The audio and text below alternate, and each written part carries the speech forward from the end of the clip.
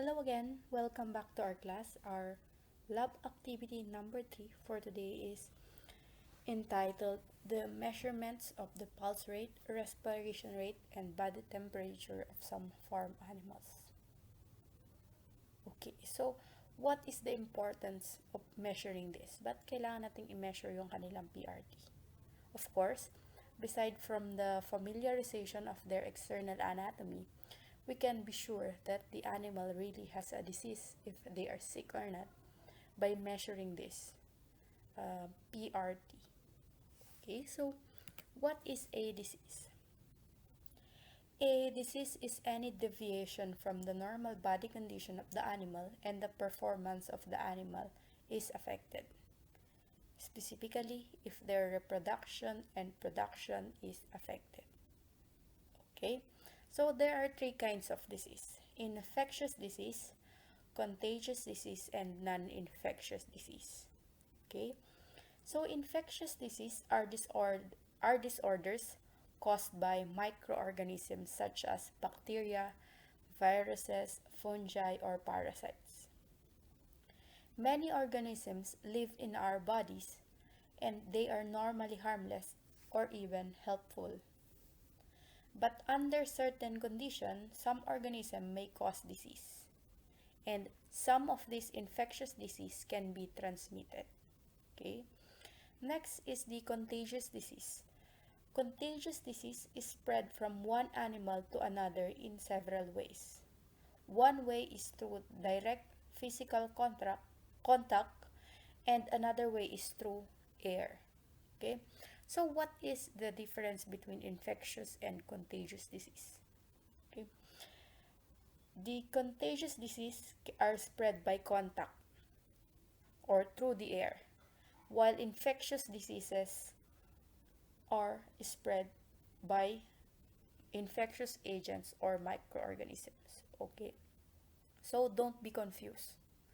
Kapag sinabi nating infectious disease, it is caused by microorganisms. Okay? So kapag naipasa yung microorganisms, tsaka siya mahahawa. While contagious disease can be transmitted directly or indirectly through contact or in air. Okay?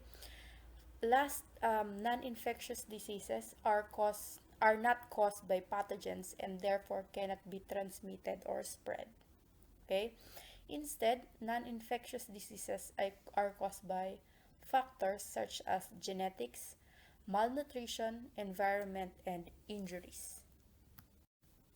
Okay, so the first vital sign that we will be discussing is the temperature. Temperature is the degree of internal heat of a person's or animal's body. In general, animal temperatures will vary depending on their physical activity, stage of pregnancy, time of the day, and of course the environmental surroundings. Okay. For example, if the animal just walk or run, of course their temperature will rise. Okay. So fever. What is a fever? The animal is considered to have a fever when the body temperature increases by at least 1 degree Fahrenheit over the normal upper limit.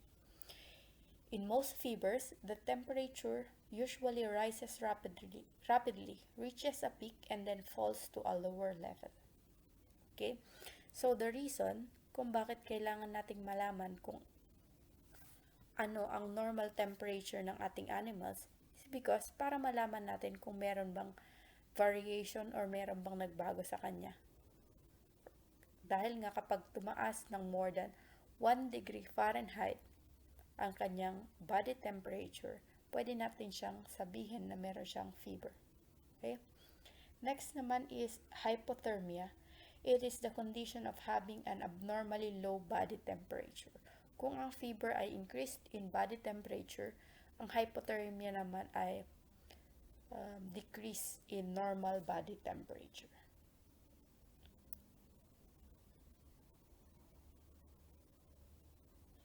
Hypothermia occurs in variety of ailments such as chemical poisoning, ingestion, and coughing paralysis. Subnormal temperatures are much less frequent than fever temperatures. Okay. So this table shows the normal body temperature of the cattle, sheep, goat, and swine in degrees Fahrenheit.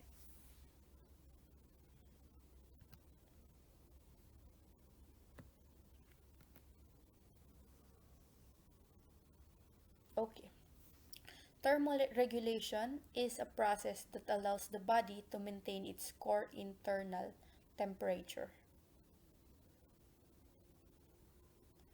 When the heat retaining mechanism of the body are no longer maintained in constant body temperature, the body is under critical temperature. So critical temperature ang tawag kapag yung heat retaining mechanism ng ating katawan ay hindi na ma-maintain.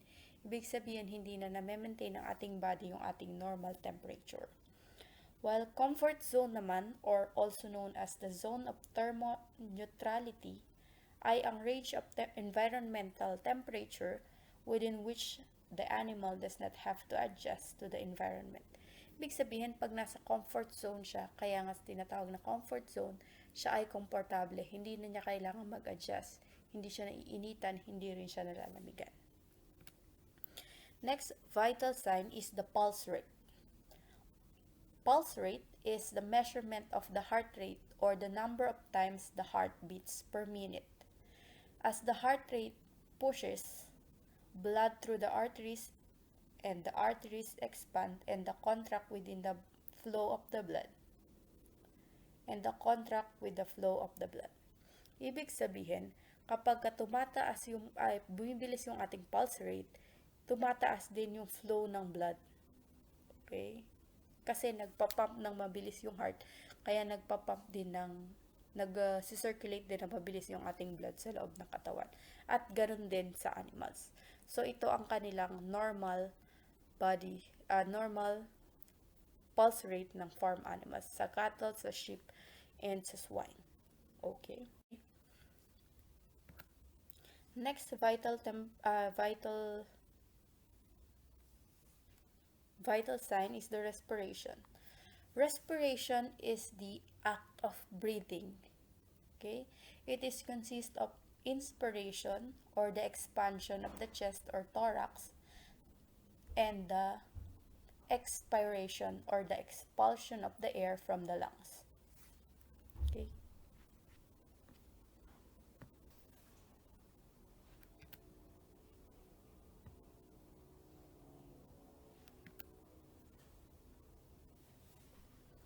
Okay, for the factors accelerating respiration rate, the physiological factors and of course the high temperature and food intake influences the respiration response at rest, while pathological factors, fever causes an increase in heart rate, breathing rate, and breathing rate.